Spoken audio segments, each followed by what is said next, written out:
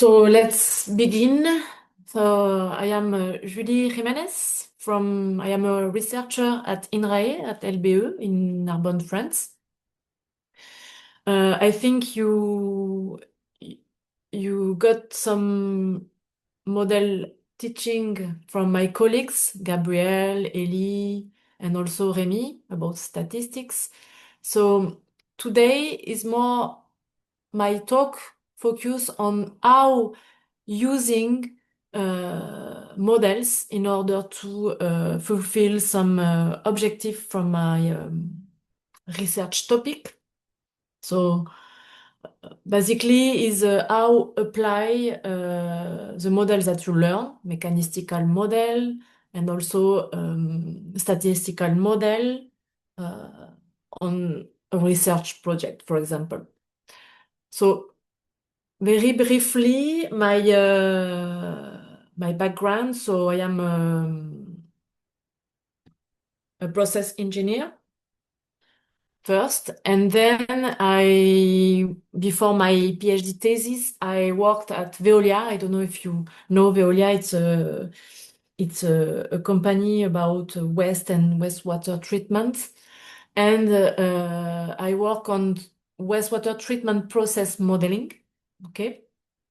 So wastewater treatment like activated sludge, but also anaerobic digestion of sludge. And then I came to INRAE doing my postdoc here at LBE, and then I got a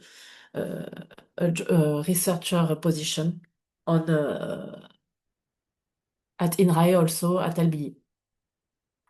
So yes, just saying that I did a lot of models on wastewater treatment process. Also, I work on organic matter characterization, but for modeling purpose, specifically on anaerobic digestion.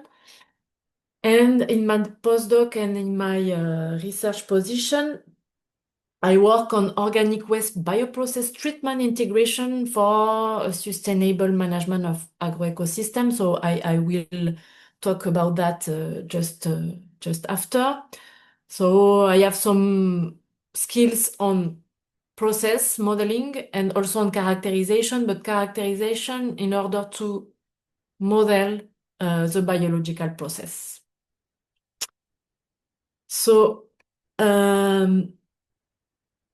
the idea of this course, of this talk, is to show you how model can help address key question in organic waste valorization, which is my topic. So we will focus on anaerobic digestion as a case study because I work a lot on that. And the idea is to share my researcher experience with models, basically.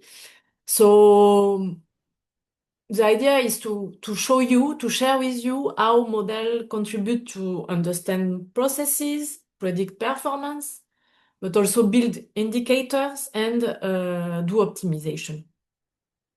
So if you have any question, anything, so you can ask. Feel free to ask and to raise your hand and ask me, or also send me a message. So I will happy to answer.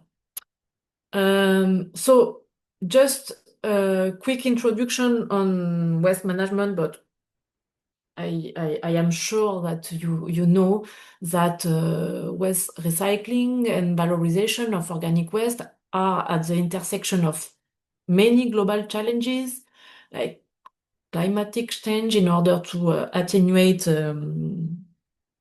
greenhouse gases, also energy transition in order to go towards the end of fossil energy use, but also to produce renewable energy production, challenges of resource preservation in order to recycle resource like nutrients, for example, and also agroecology transition, meaning that we want to increase the quality and quantity of agricultural production. And all the waste recycling and the valorization of organic waste can participate to answer of this different kind of global challenges. So at LBE, I don't know if Gabriel, Eli, or the other guys that you listen the last days give you an overview of what we are doing at LBE. So our research project is focused on environmental biorefinery, which means that we focus on organic waste management, treatment, and valorization. So the idea is to first limit the production of organic waste, of course, but if it's not possible, the idea is to find a sustainable solution by maximizing and optimizing the reuse, okay? And that's we call environmental biorefinery. So at LBE, we are focusing on organic waste valorization through different kind of biological process transformation. So the main the historical process is anaerobic digestion, but we have different kind of biological processes such as fermentation, biomethanation, microalgae, photogranules, and other kinds of biological process. And the idea is to use the organic waste as resources in order to produce different kind of products, which could be valorized for different kind of application, but also for molecules, for example, platform molecules or fertilizer like digestate, for example, in order to recycle the organic waste and close the loop of the nutrients. And at LBE, also we want to answer the question how to sustainably optimize this biorefinery with respect of agroecosystem, but also with respect of environmental impact and sanitary impact. So if we use the anaerobic digestion treatment chain as a case study for that, so as probably you know, we deal with different kind of organic residues that can be used as input of anaerobic digestion. We can have also different kind of process, condition, and post-treatments that can be used in this treatment chain. And anaerobic digestion can produce services like methane production to produce energy, renewable energy, but also digestate, which have a good fertilizer potential. So, this slide is just to say that there is an increasing interest on anaerobic digestion, but probably you know that because promoting circular bioeconomy by producing energy, but also by recycling digestate on the soil. Okay, we have a rise of a number of biomethane plants in Europe. Here you have some figures here.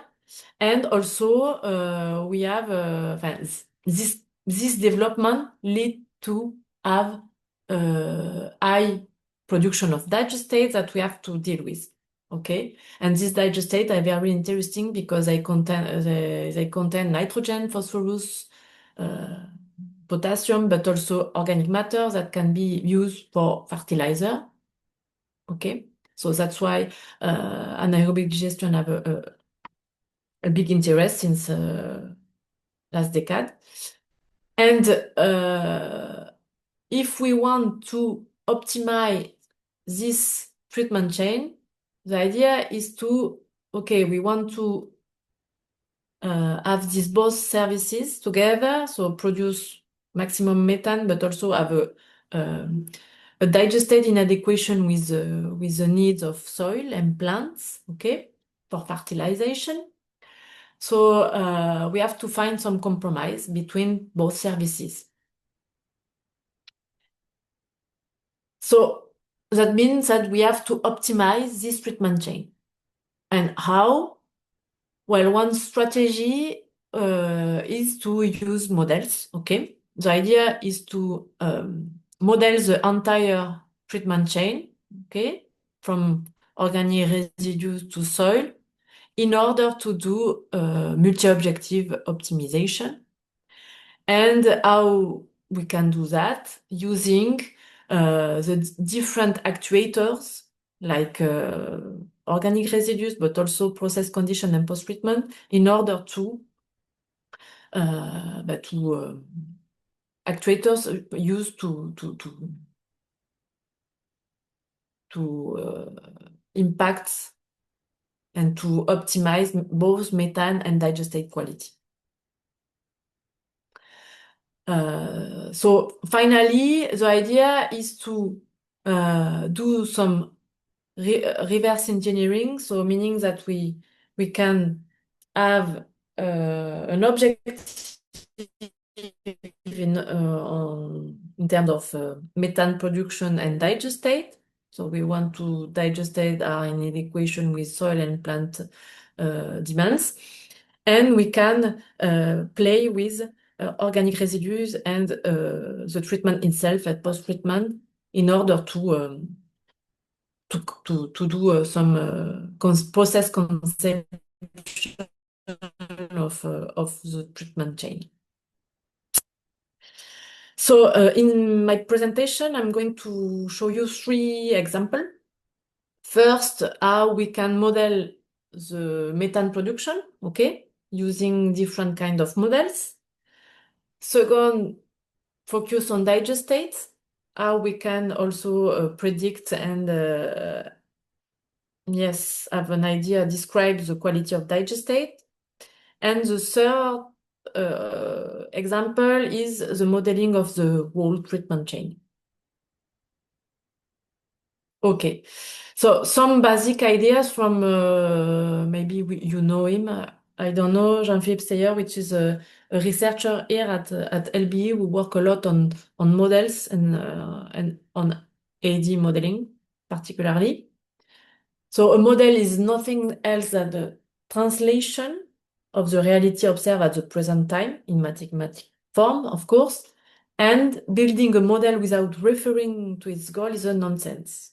So that is very important, and I think I will say that all along of my presentation, because if you want to use a model, you need to define an objective in order to choose properly the type of model, the data that you are going to get, and etc. So some definition about model, just because I'm going to show you different kind of models, so mechanistical model, okay, and let's say black box model or statistical model. So black box model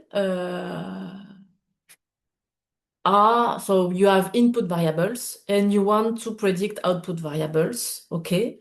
So this type of model are based on our database model and are based on data, are static, simple, and with fast calculation. And then you have, you open the box, okay? So black box here. You open the box and what we call white box model, and you want to have more detail, more knowledge about the processes, to have dynamic and to have a more mechanistic point of view of your processes. So this is a white box model, mechanism and understanding, hypothesis test, etc. So the choice of this different kind of model depend on the objective. And if we put this different kinds of model through these 2 axes, the axis of degree of knowledge of the system and the axis here of interpretability, you can find different kind of model depending on the data requirement also, but also on the complexity of the model. So, for example, all the data-driven machine and deep learning, like neural network, deep learning, random forest, etc. You need a lot of data, okay? But we are going, it's more or less like a black box model with a degree of knowledge of the system very low and an interpretability also very low in comparison with other model like mechanistical model here that are based on different differential equation, algebraic equation, etc., where the degree of knowledge of the system is very high and the interpretability is very high. And in the middle, you have some statistical and exploratory models. You need data, but not so much as this kind of model. And also you can get some interpretation from these models. We will see that. So in my course, I describe this kind of model, okay? Statistical and exploratory models, and also mechanistical models. Okay, so first example and first objective, the energy production model of AD. So, just a quick reminder of anaerobic digestion. Okay, we have a feedstock, which is composed of different kind of organic matter, biodegradable, poorly to not biodegradable, and also mineral nitrogen and mineral matter. The biodegradable organic matter is going to be transformed into biogas, okay? And the not biodegraded organic matter is going to be in the residue called digestate here, okay? As the mineral matter, which is not transformed here, and we have an increase of mineral nitrogen because during anaerobic digestion, we have a mineralization of organic nitrogen. Okay. So the different biological processes involved in anaerobic digestion are the following. So first, we have an hydrolysis phase, okay, where the complex biopolymers are transformed into monomers and oligomers here, sugar, amino acid, peptide, etc. This phase is the most of the time the limiting step because we are dealing with complex substrates. Then we have a phase of acidogenesis where we can find fermentative bacteria that transform this monomer into volatile, short chain volatile organic acids, okay? And then the acetogenesis phase that transform the volatile fatty acids into acetate and hydrogen and CO2. And finally, the methanogenesis with governed by RECHERCHE that transform acetate and hydrogen with CO2 into methane. Okay, just to say that in order the idea was to model all these kind of processes, okay? And if we take a look on the literature, at first, the first model, in order to predict the energy production, the methane production, was first to use stoichiometrical reaction. We will see that after from the reaction equation from Boswell and Neve here. And then during the time, the characterization methods evolved, and we use more and more fine characterization method in order to be more precise and to open the box of the anaerobic digestion. For example, first we use global parameter as TS, VS, COD, We introduce the indicator BMP. We discuss about that after in order to have an idea about the biodegradability of the substrate. And then we use more complex characterization method, biochemical fractionation, for example, elemental composition, methane kinetics through a batch test, near-infrared spectroscopy, fluorescence also spectroscopy, and other kind of characterization involving bioaccessibility of carbon and nitrogen, ionic balances, and at the very last point, we have also an hybrid model with based on mechanistical model, but also machine learning model. So during the time, the feedstock complexity increased. The characterization method used also were more fine, more how to say? Yes, were more detailed in order to get more knowledge about the processes of anaerobic digestion. So the first model was the basic model to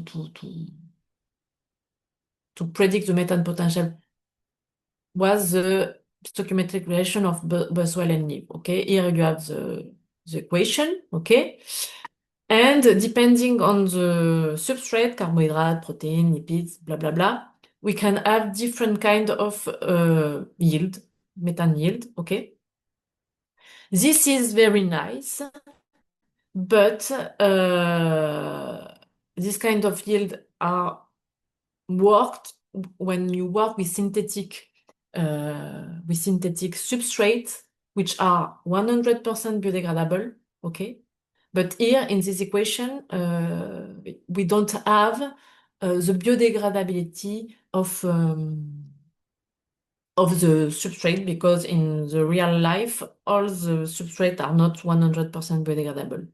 That's why we introduce an indicator in order to measure the biodegradability of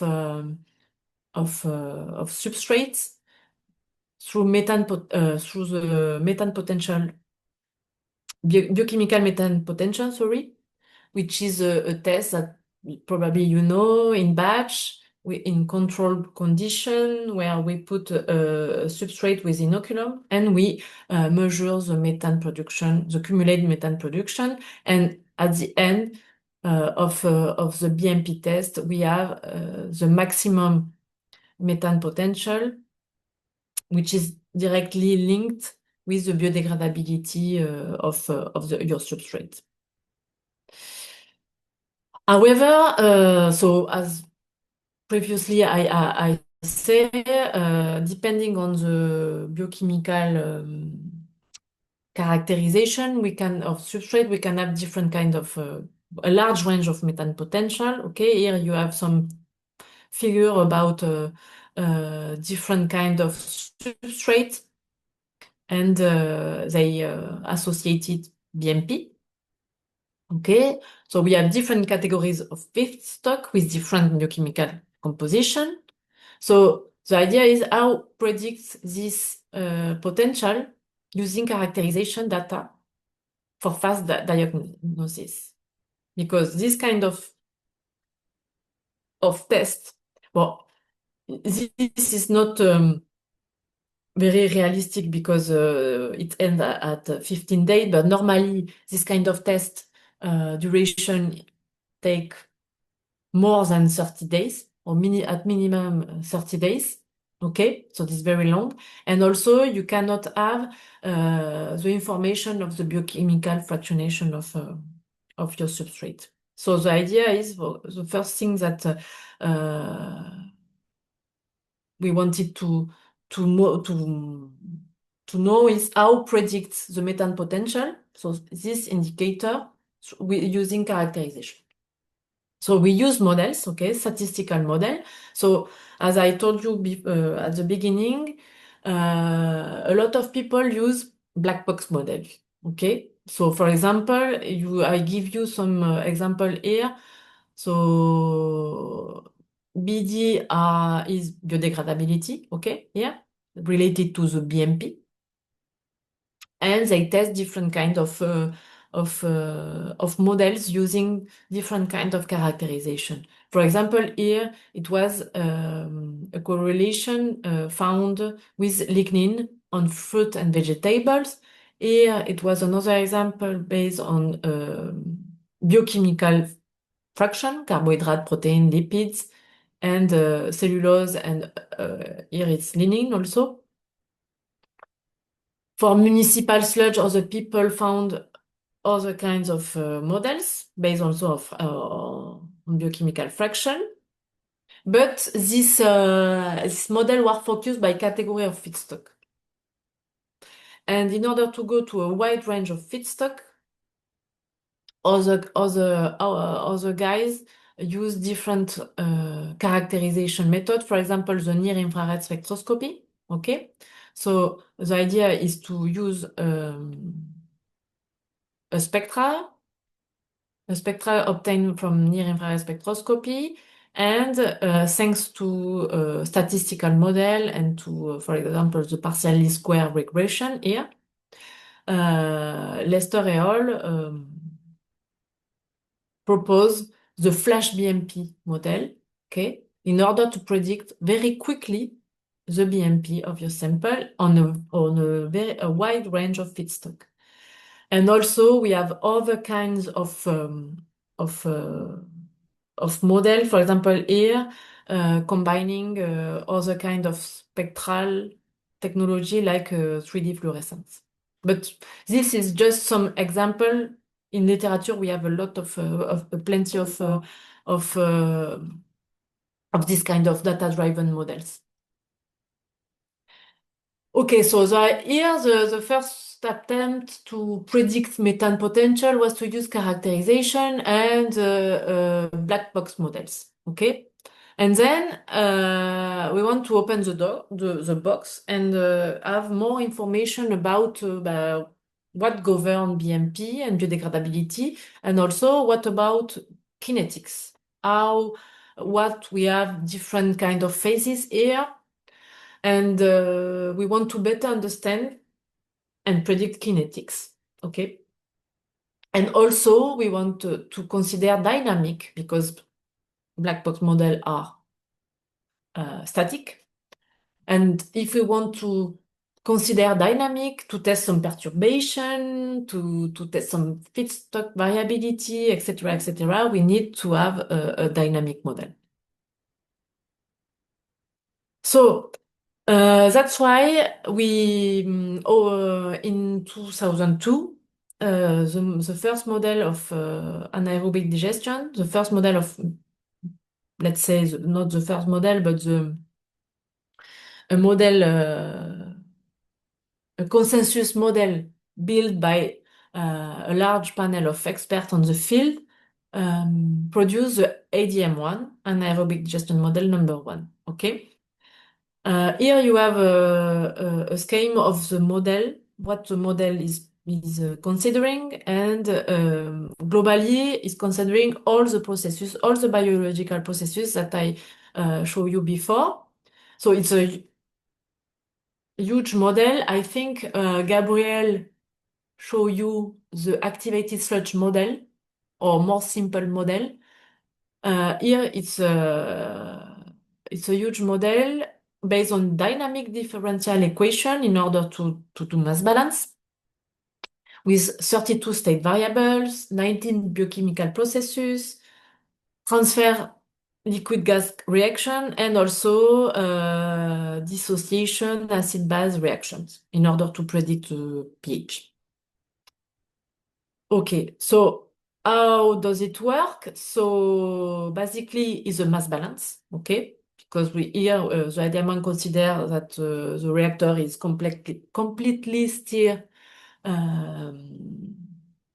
reactor. So we have a mass balance equation here, okay? Accumulation equal input minus output plus a term here of reaction, which can be production of a component or a consumption of the component. And so IDM1 consider liquid phase and also gas phase,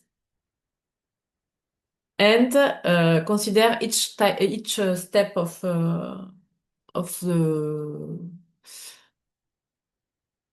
biological processes of anaerobic digestion, meaning first disintegration, then hydrolysis, then acidogenesis, acetogenesis, methanogenesis. Okay. So for the two first, disintegration and hydrolysis, we consider first order reaction. Okay. So here we have an hydrolysis of carbohydrate, protein, and lipids. Okay. And then for the acidogenesis, acetogenesis, and methanogenesis, there is a mono term in order to model the bacteria growth, okay, involved in this kind of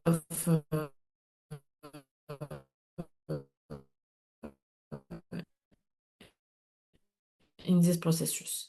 And then the biomass, the microorganism decay with the concept of death regeneration, meaning that when the biomass die, it's recycling here as a substrate. And it considers also inhibition, so the pH for these three processes, hydrogen inhibition for acetogenesis, and also ammonia inhibition during methanogenesis. So I'm not going into detail of the model. It's just to have to give you a quick overview. So I don't know if Gabriel showed you this kind of matrix, but for this kind of model, this kind of matrix named Gugger matrix are very useful in order to do mass balance and to define the model. So here each line represents the processes, the biological processes. So you find disintegration, hydrolysis, uptake of sugar, amino acids, LCFA, the VFA uptake, and acetate and hydrogen uptake for methane production. And here you have the processes of decay.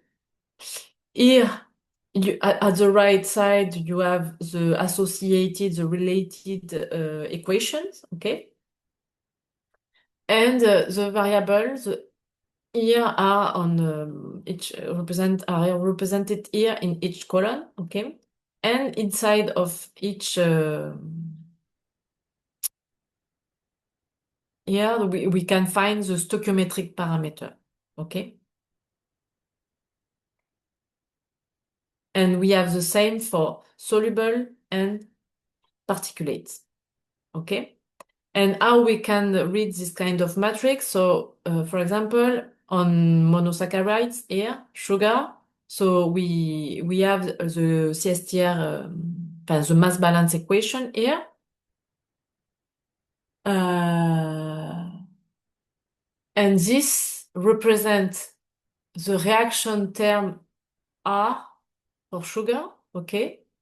And you have to read it on column, meaning that sugar reaction is equal to the hydrolysis of carbohydrates, okay, here. 1 times this equation plus this term times hydrolysis of lipids plus this term times sugar uptakes, okay? And you have your final equation here, okay, that you can implement into your model. And you do that for each component, okay? But I'm not going too much in detail because the idea is not to go too much on that, just to show you that you can find the model. This kind of model is has been implemented in MATLAB, but also I think in Scilab on Python recently. So, they are available online, so you can easily get this kind of model if you need. Okay. So, just a quick example in order to show you how we can use ADM1. So, the first example was I wanted to calibrate ADM1 model with a pilot scale plant to test scenario in order to optimize methane production. Okay. So here you have a pilot plant. It was a treatment of sludge, a CSTR, thermophilic, of 9 cubic meter. Okay, so the methodology that we follow is this one. So first we need to define the objective of the model. So the idea was to optimize methane production, okay, and to using ADM1. So can collect data. So data collection, you have to get physical and biological parameters, but also input and output data, flow rate, COD, particular COD and soluble COD, if it's possible VFA, if it's possible biochemical characterization, and methane daily production. And once you have that, first you have to check if you have mass balance is okay, is closed. That is the first step to do. Check mass balance, because if your mass balance based on experimental data is not good, your model is not going to give a very good answer, okay? And you are going to, and you will want to calibrate something that is wrong. So it's very important, check mass balance. And then you can do simulation and calibration, and then validation. And here, we calibrate on a data set and we validate with another data set. And if it's possible, the best option is to use a data set for validation that includes some perturbation in order to test the robustness of the model. Yes, and here we will see that after that calibration is very useful, that to calibrate the model, if you need to calibrate the model, you can do sensitivity analysis in order to identify the most sensitive parameters, because as you saw before, we have a lot of parameters in ADM1. And if you don't have any idea about the sensitivity analysis of your parameter, you don't know what parameter tune in order to calibrate your model, basically. So this I say that before. Okay, so first, in this case, it was the first and last time that I have this kind of data, because in our pilot plant, colleagues did lithium tracer test, okay, in order to to have an idea about the hydraulic of the pilot. And we use this data in ADM1 in order to check if the CSTR was okay, of liquid. And so here you have the results. In experiences in the losange. In green is a simulation with a cubic meter. And we see that there are some differences between the gray and the dots here. So we did some tests by decreasing the volume, okay, and we fit this experimental data with 7 cubic meter, and after we saw that in this reactor we accumulate a lot of sand and inert material in the bottom of because of the geometry of the tank. And we have more or less 1 cubic meter that was like a dead zone. But this kind of data is very difficult to get. So usually we use the volume that we have, okay, that we know. Then calibration dataset and validation dataset. So you need operational conditions, the volume, liquid and headspace, the temperature, of course, and as input, the flow rate daily, the feedstock characterization. That is very important in order to have an idea about carbohydrate, protein, lipids, and non-biodegradable fraction using the BMP test. The total and the solute COD, ammonia, and BFA and inorganic carbon. And as output, the main output that we can get is the biogas flow rate, the quality of the biogas, pH, COD total and liquid, ammonia and BFA. And as I told you before, it's very important to check mass balance, okay, before to use it. COD basis, maybe I forgot to mention that, but ADM1 is a model based on COD basis, okay? All is expressed in COD. So then we can try to calibrate the model, and to do that, we have more than 30 kinetics parameters and 24 stoichiometric parameters. So it's very difficult to know what parameter we can play with. So usually we perform simple example of sensitive analysis. Now we can do a lot of things more, but the idea is the same, okay, is to calculate and to evaluate the weight of a parameter change into the variable that you want to predict, okay? And for example, this author defined different kind of degree depending on this value, okay? And for example, for this example, we found this table of sensitivity analysis depending on this parameter. So you see that finally we can use only this parameter in order to calibrate the gas production, but also the COD, the output COD, or the VFA.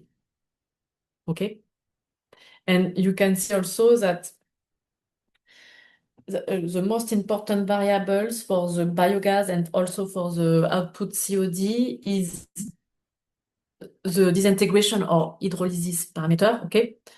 And also the inert part of your COD, meaning the non-biodegradable part. So directly linked with the biodegradability and the BMP.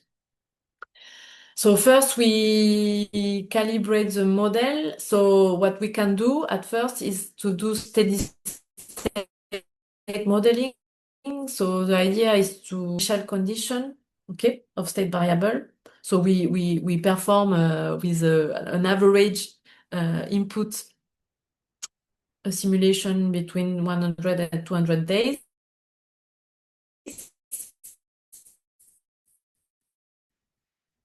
And we can check a first calibration before with perturbation. For example, in our example, we perform that, and this is are the default parameter of IDM1, and we did calibration because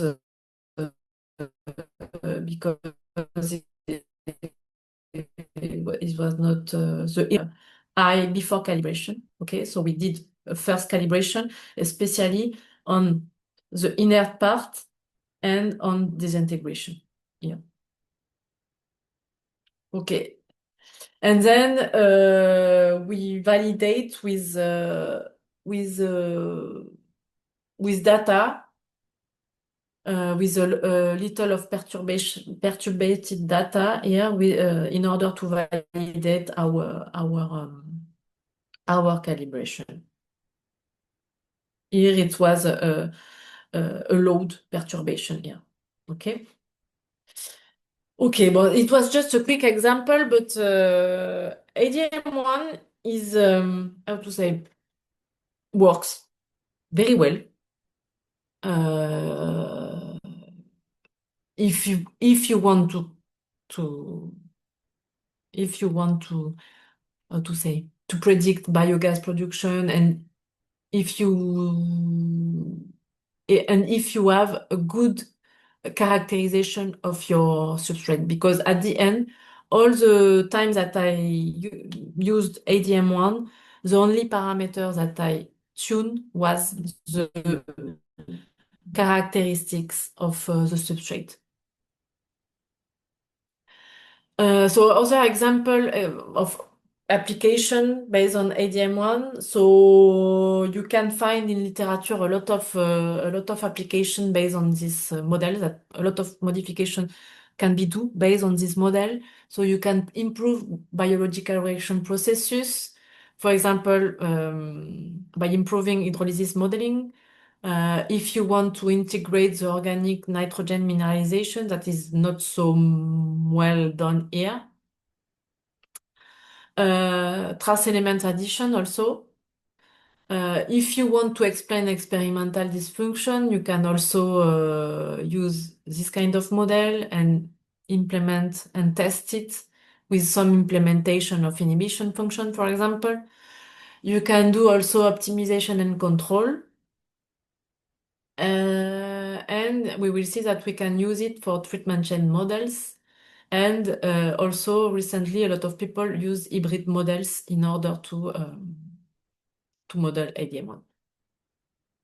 But it's not an exhaustive list. You have plenty of application and of use of ADM1 for all this kind of thing.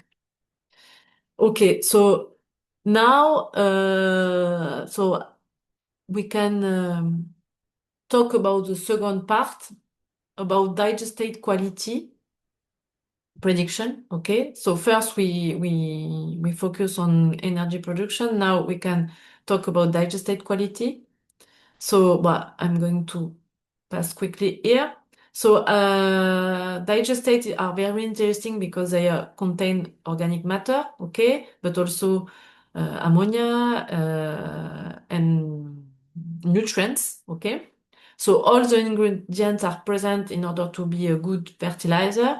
However, the question is, are they in adequation with soil and plant needs, okay? And what about environmental and sanitary constraints? Because depending on the type of digestate, you can also have some trace elements, you can have some organic contaminants, etc. And so the idea is to understand and to have an idea about the quality of digestate, uh, and is this quality in adequation with this constraint and soil and plant needs. So in the project, we work on understanding the quality of digestate, because you will see that digestate quality is very, very variable. And this variability, it depends on the feedstock. So we have plenty of feedstock that can enter in AD process, especially in France. In France, we have a lot of plants of co-digestion plant using a lot of different substrates, which can lead to different kind of digestate. The AD process condition also can have an impact on the quality of digestate and post-treatment. So the hypothesis here in this study was, okay, this variability impacts the agronomic quality of the products. And the objective of the study was to understand and identify the actuators and variability source in order to predict the quality of the digestate and then control the agronomic quality and later environmental and sanitary impact. So we did a preliminary study, okay, with this guy, PhD student. So we get a lot of data on digestate, physicochemical parameters, okay, coming from different kind of substrates. And we do statistical analysis. So I guess that Remy teach you principal component analysis and hierarchical component analysis in order to explore data, but also to do clustering of the data. So here we use this kind of statistical approach in order to cluster digestate, okay?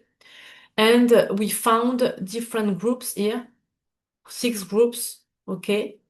And then we wanted to understand what to govern each groups. So as you see that you have different kind of picture here related directly of the main feedstock involved in the production of the digestate, okay?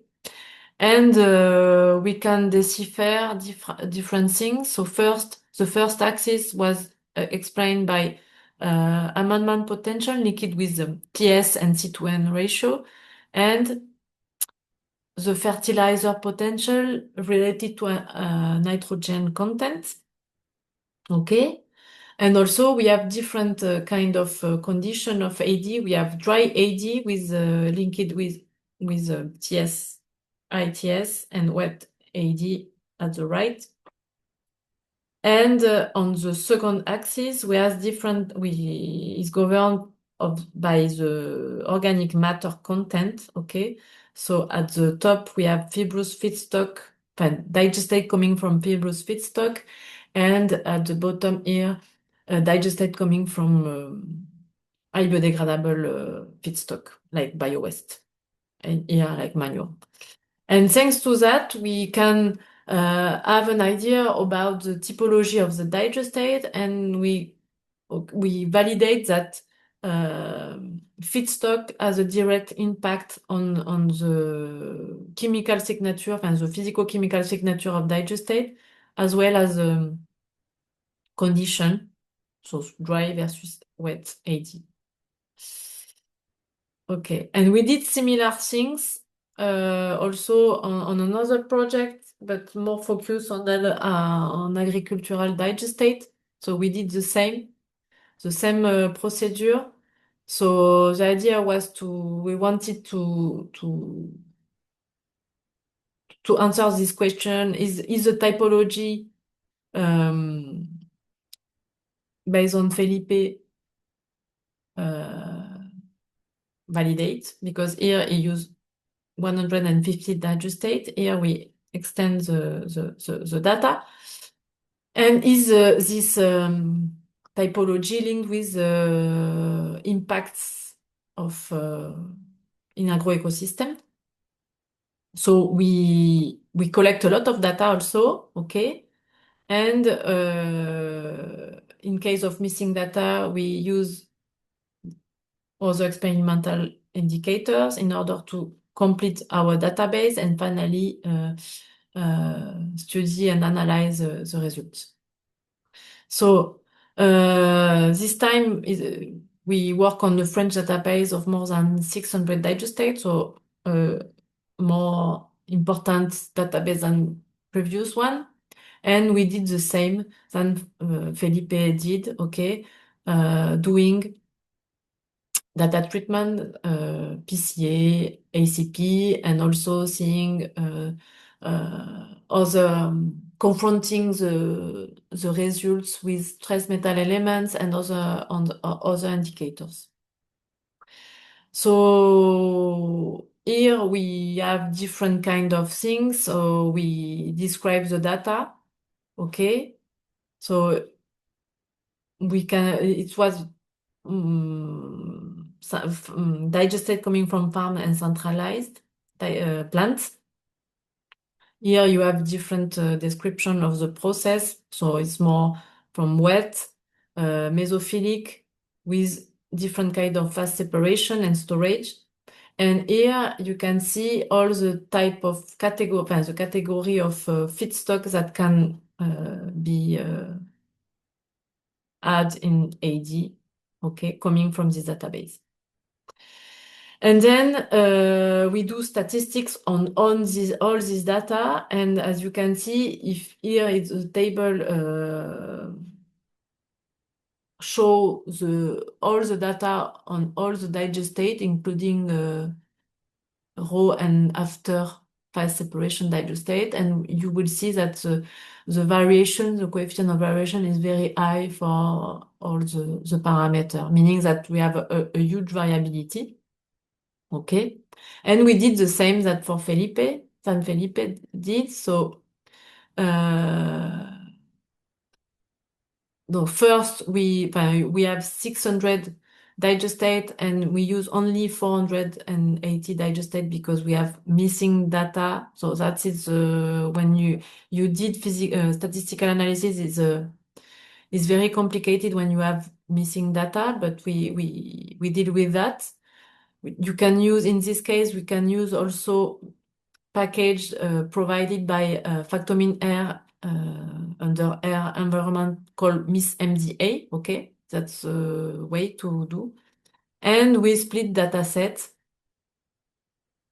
So first we did HCA on all the digestates.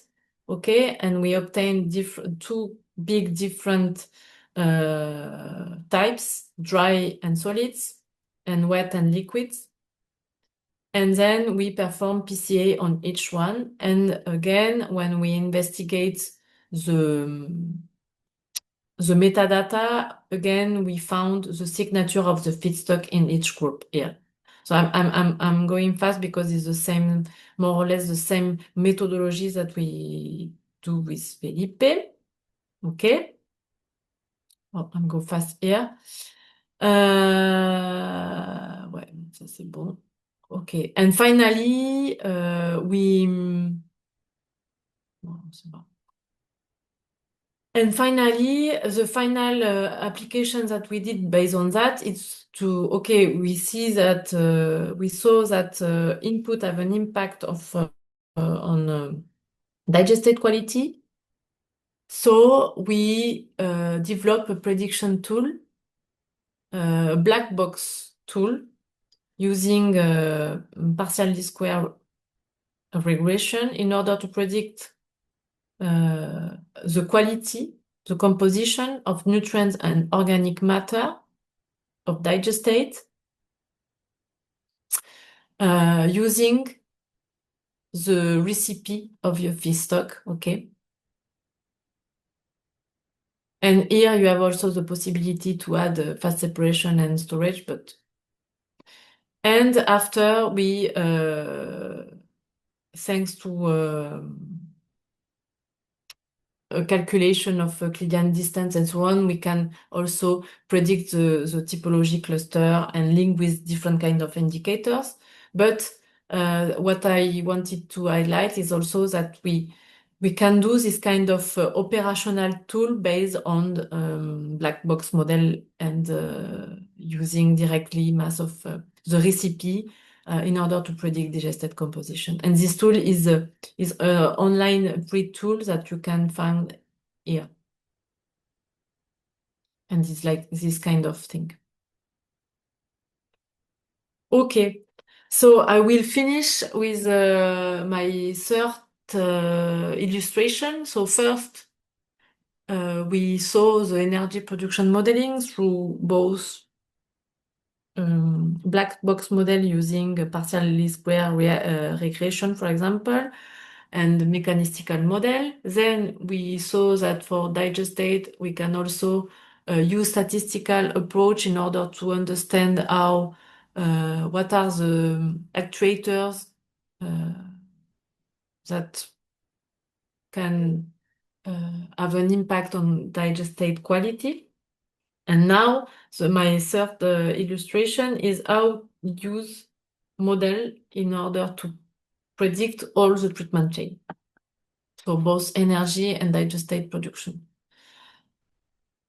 So as I told you here, our objective is to optimize anaerobic digestion treatment chain, okay? So, and to find compromise between energy production and digestate production, okay?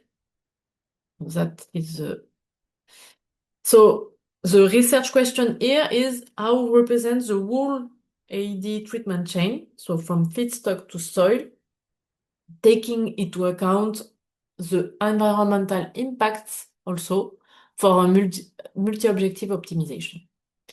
So that Margot, which was a PhD of mine, did this big job, okay, and try to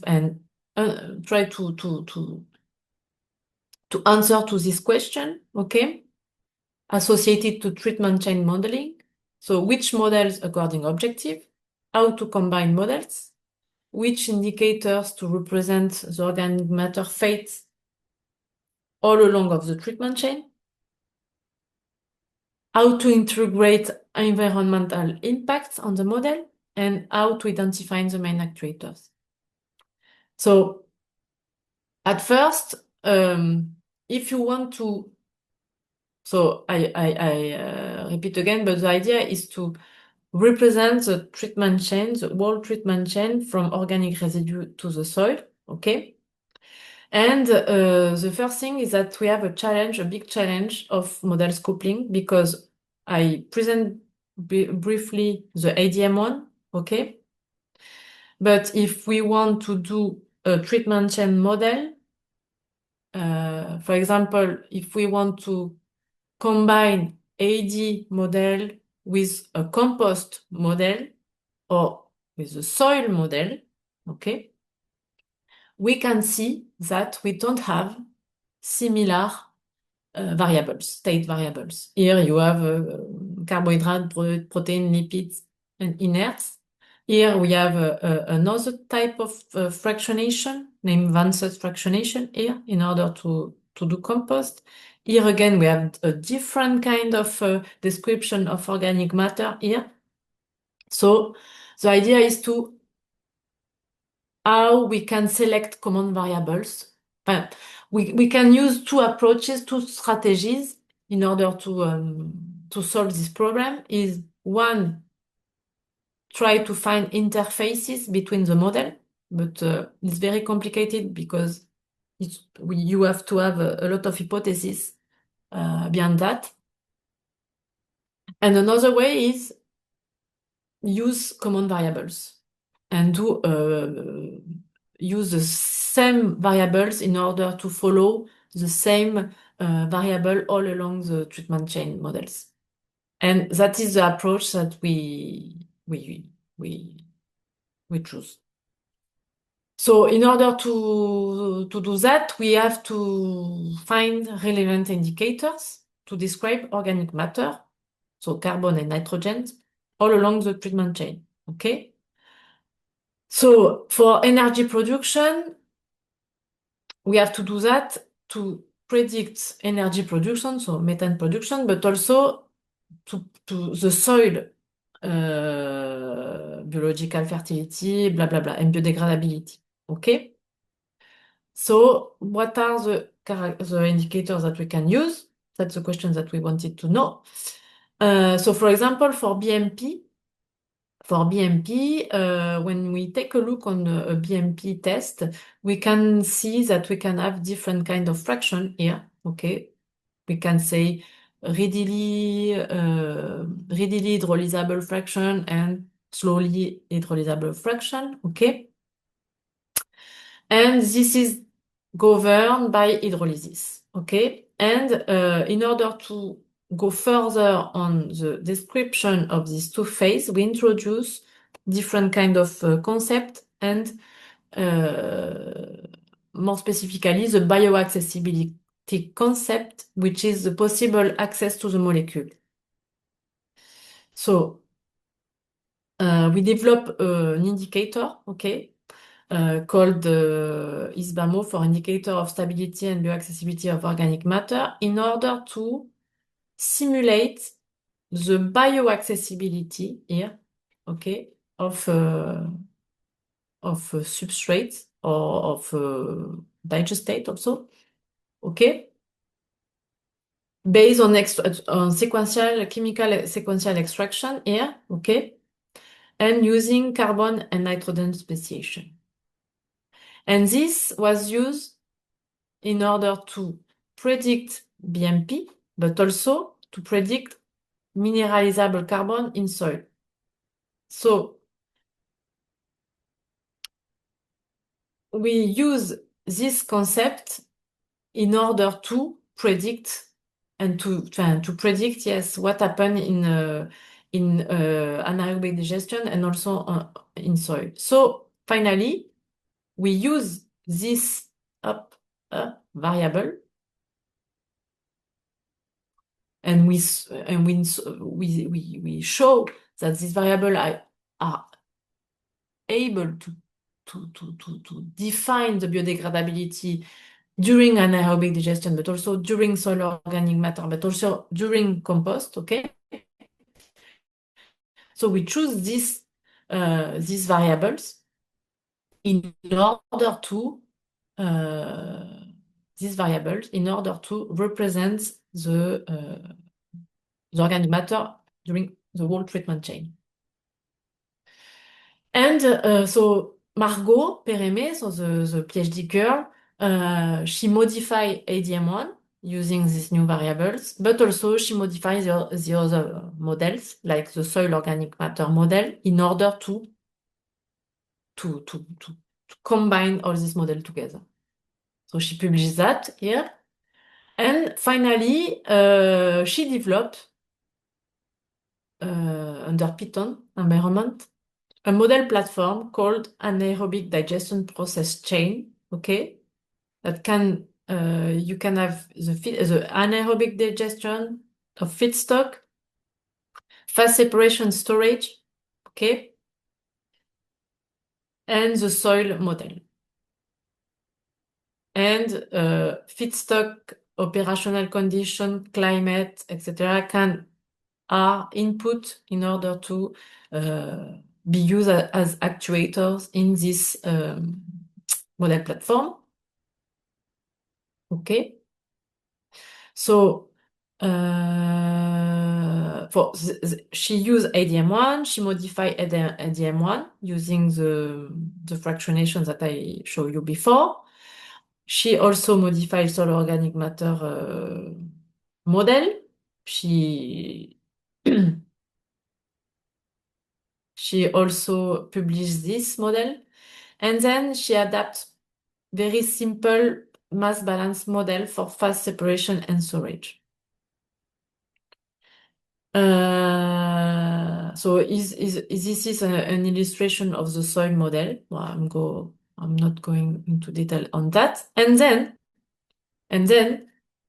well, she tested, of course, in order to challenge the model and to see if it's okay to represent all the organic matter and to predict both methane production, but also the digestate fate on soil. And she had environmental impact analysis using LCA. So she under Python again, she combined this ADPC platform with LCA analysis, okay, using the results from the model directly for the LCA analysis in order to have environmental impacts, okay? And this is an integrated approach because we consider both all the treatment process chain with LCA analysis. And then she did a lot of scenario analysis. She tests with she tests different scenario. For example, here She tests the effect of feedstock on the fate of carbon and nitrogen. So here we have some data coming from AD plants that was treating pig slurry in code digestion with different kind of substrates. So the idea was to evaluate what is the impact of a change of substrate.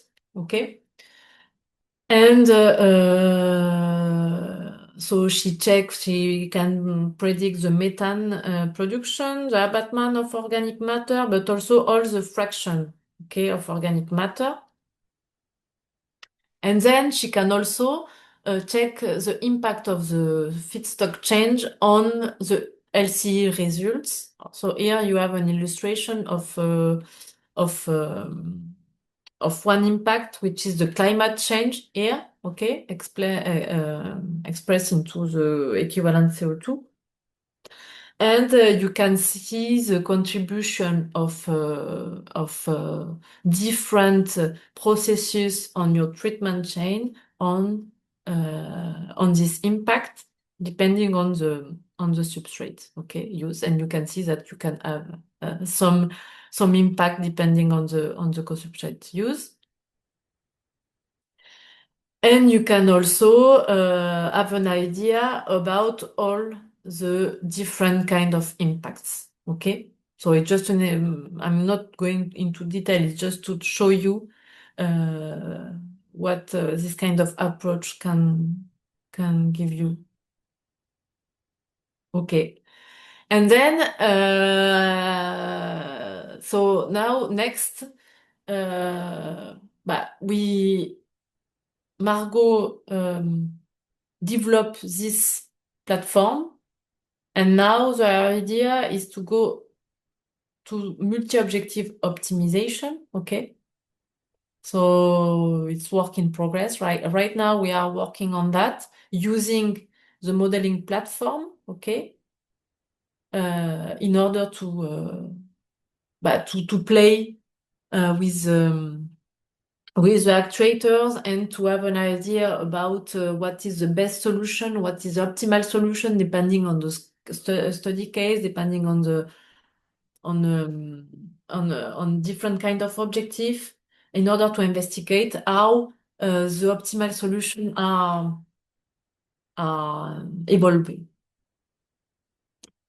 And another also work in progress is okay, we have to find a balance between energy production, but also digestate quality related to digestate fate in soil.